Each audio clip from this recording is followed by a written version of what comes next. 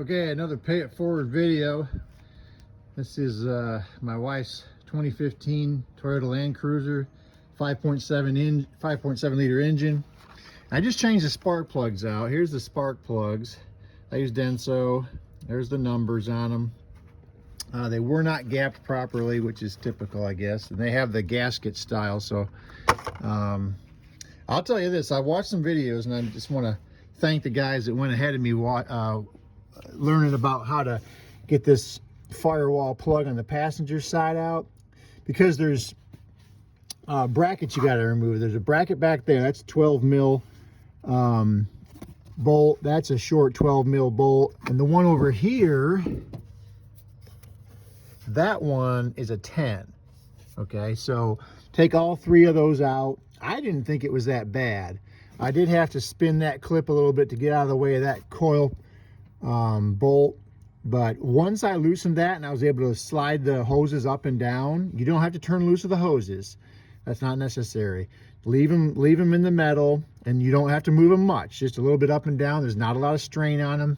Most of the flex comes from up here, but once you get that loosened up and you loosen all your bolts, quite honestly, I had to use a pry bar on these clips here, because they just were, I guess the heat did it, but they just were seized so tightly.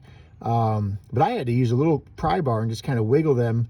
I don't know why, maybe it's because we're in the South, but anyway, that was the toughest part for me, quite honestly. But the rest of it, pulling off the box, air box, was fine. This, pull these off. There's also a clip down here, right there, that you're going to want to loosen up and pull off.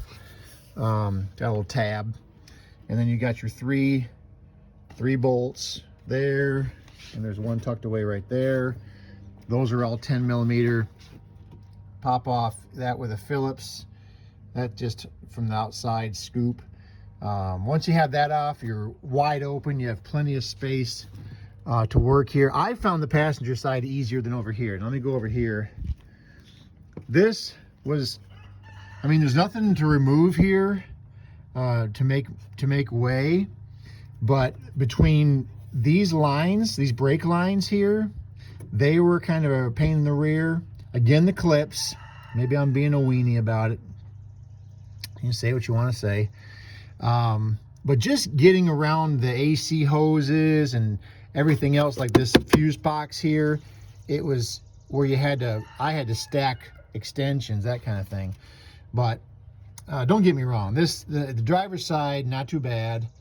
But I found this side more challenging and time consuming than the other side, to be honest. Even having to remove the bracket bolts. So all in all, it probably took me, I'm not a pro, I'm just an amateur do-it-yourself guy. Probably took me right at 2 hours to do, just taking my time, making sure I didn't, drop plugs down in the cylinder and ruin my gap. And I did use dielectric grease on the end of my coil boots. They were nice and soft still, good shape. And I used a little tiny bit of the anti-seize on the threads, just so next time if I end up doing it, it's not that big of a deal. But plugs all looked like they're in good shape. These are great vehicles. And anyway, hope that helps somebody.